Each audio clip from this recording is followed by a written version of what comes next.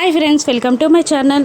జేడీకేడి పరందామయ్యను చంపింది ఎవరో కనుక్కోవడానికి ఆదిలక్ష్మి ఇంటికి సోదా చేయడానికి వస్తారు. వాకిట్లో భాగ్య ఎదురుపడగా విషయం చెప్పి మీ ఇల్లు సోదా చేయాలని అడిగి జేడీకేడి లోపలికి వస్తారు. ఇక ఆదిలక్ష్మిని చూసి ఇలా అంటుంటారు, మీ ఆయన్ని చంపింది ఎవరో తెలుసుకోవడానికి మీ ఇంటిని నేను ఒకసారి సోదా చేస్తాను అని జేడీ అడుగుతుండగా అలాగే అంటూ పరందామయ్య గారి రూమ్లోకి ఆదిలక్ష్మి తీసుకెళ్తుంది జేడీకేడీలని. ఇక ఆ రూమ్ అంతా వెతుకుతూ బెడ్ కిందున్న ఒక బ్యాగ్ని జేడీ బయటికి తీస్తుంది. ఇక ఆ బ్యాగ్లో మీనన్ వెతుకుతున్న కోట్ల విలువైన విగ్రహం బయటపడుతుంది. అది చూసి జేడీ ఆశ్చర్యపోతూ ఉండగా ఆ విగ్రహానికి సంబంధించిన వివరాలన్నీ ఆదిలక్ష్మి చెప్తూ ఉంటుంది. ఇక ఇది మా పూర్వీకుల నుండి మాకు వస్తున్న విగ్రహం, ఇది కొన్ని కోట్ల విలువైనది, కొన్ని కోట్ల వజ్రాలని ఇందులో పొదిగి ఈ విగ్రహాన్ని తయారు చేశారు అని ఆదిలక్ష్మి చెప్తూ ఉండగా ఇక అక్కడ కొన్ని ఫొటోస్ తీసుకుంటుంది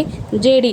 ఆ తర్వాత ఇంటికి బయటికి వచ్చి జేడీకేడి మాట్లాడుకుంటూ ఉంటారు. ఇక జేడీ ఇలా అంటూ ఉంటుంది, యువరాజ్ ఇంకా కమలాకర్ మామయ్య పట్టుపట్టి ఈ ఊరికి ఎందుకు వచ్చారో ఇప్పుడు అర్థమైంది, విగ్రహం కోసమే అని అంటూ పరందామయ్య గారిని చంపింది యువరాజ్ కాదు, కమలాకర్ మామయ్య కాదు అంటూ తను తీసిన ఫొటోస్ని చూస్తూ భూపతి ఫోటో రాగానే తనకి ఏదో స్టక్ అవుతుంది. ఇక జేడీ కిరణ్కి కాల్ చేసి ఇలా అంటూ ఉంటుంది, సాధు సార్కి కేసు సాల్వ్ అయిందని చెప్పు, కౌశికి గారిని స్టేషన్కి రమ్మని చెప్పు అని అంటూ జేడీ కాల్ కట్ చేసి కేడీ వైపు చూస్తూ నవ్వుతూ ఉంటుంది. పద జేడీ, ఇంకా మన గెస్ట్ని ఎక్కువసేపు వెయిట్ చేయించడం మంచిది కాదు అని కేడీ అంటూ ఉండగా భూపతే పరందామయ్య గారిని చంపిండు అని జేడీ కన్ఫర్మ్ చేసుకొని స్టేషన్కి బయలుదేరుతారు. ఇక భూపతిని నిజం ఎలా కక్కిస్తుందో జేడీ రానున్న ఎపిసోడ్స్లో చూద్దాం. Thank you for watching.